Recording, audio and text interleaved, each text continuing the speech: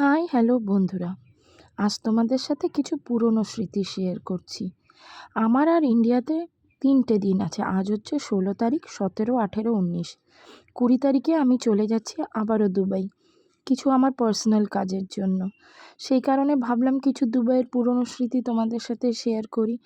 জানো তো, কাজের চাপে এতদিন ধরে কিছু বুঝতে পারিনি, প্যাকিংও এখনও কমপ্লিট করে উঠতে পারিনি পুরোপুরি। তবে মনটা খুবই খারাপ হচ্ছে, আজ একটু ফ্রি হয়েছি সেই কারণে ভাবলাম যে তোমাদের সাথে এই ভিডিওগুলোকে শেয়ার করি। আগেরবার যখন দুবাইতে থেকে আমি ইন্ডিয়া ফিরছিলাম, তখন এই ডিউটি ফ্রি এরিয়াগুলোতে আমি এই গোল্ডগুলো দেখেছিলাম, আমার ভীষণ পছন্দ হয়েছিল। এগুলো পিওর গোল্ডের ওপরে ছিল। তো সেই কারণে ভাবলাম যে তোমাদের সাথে ভিডিও তো করে রেখেছিলাম, তবে শেয়ার করা হয়নি, সেই জন্য ভাবলাম যে একটু শেয়ার করি।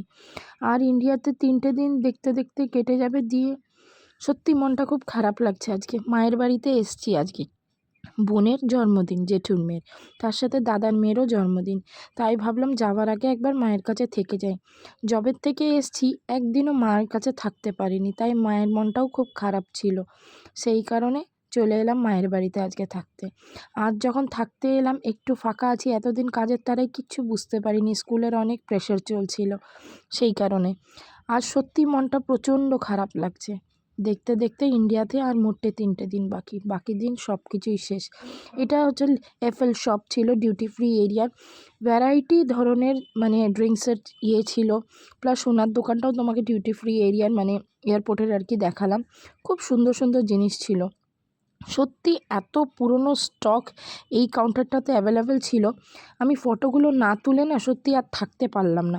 আর বন্ধুরা, যারা এখন অবধি আমার চ্যানেলটিকে লাইক আর সাবস্ক্রাইব করোনি, তারা কিন্তু অবশ্যই আমার চ্যানেলটিকে লাইক আর সাবস্ক্রাইব করো। আগামী দিনে তোমাদের জন্য আমি আরও ভালো ভালো ভিডিও আনার চেষ্টা করব, ঠিক আছে?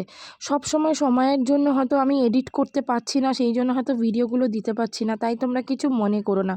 আর যদি কিছু ভুল ত্রুটি হয়ে থাকে আমাকে কিন্তু অবশ্যই ক্ষমা করো, ঠিক আছে? আশা করছি তোমরা ভালো আছো, সুস্থ আছো। মনটা সত্যি ধীরে ধীরে খুব খারাপ হয়ে যাচ্ছে, প্যাকিংটাও কমপ্লিট করতে হবে। একটার পর একটা কাজের চাপের জন্য আজ নয় কাল, কাল নয় পরশু, এই করতে করতে দিনগুলোকে আমি পার করে দিয়েছি। তবে এই কাউন্টারটাতে জানো তো, তোমাদের বলতে ভুলে গেছি, অনেক পুরনো স্টক আছে ড্রিঙ্কসের। আর এত সুন্দর সুন্দর, মানুষ কোনটা ছেড়ে কোনটাকে দেখবে, খালি বটল দেখলেই লোকে প্রেমে পড়ে যাবে। খাওয়া তো দূরের বিষয়, ছেড়ে দাও, এতটাই ভালো লাগছে দেখতে। আমার সত্যি এত ভালো লেগেছিলো, আমি ওদের পারমিশন নিয়ে ওই কারণে এইগুলোর ভিডিও বানিয়েছিলাম।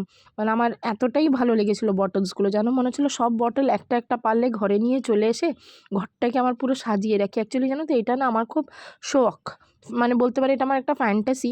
ড্রিঙ্কস করা না, বাড়িতে ড্রিঙ্কসের বটলগুলোকে সাজিয়ে রাখা, ওটা আমার খুব একটা ফ্যান্টাসি আছে। আর আমার খুব ভালো লাগে বিভিন্ন ধরনের জিনিস। যাই হোক, তোমরা ভালো থেকো, সুস্থ থেকো। Bye, all of you.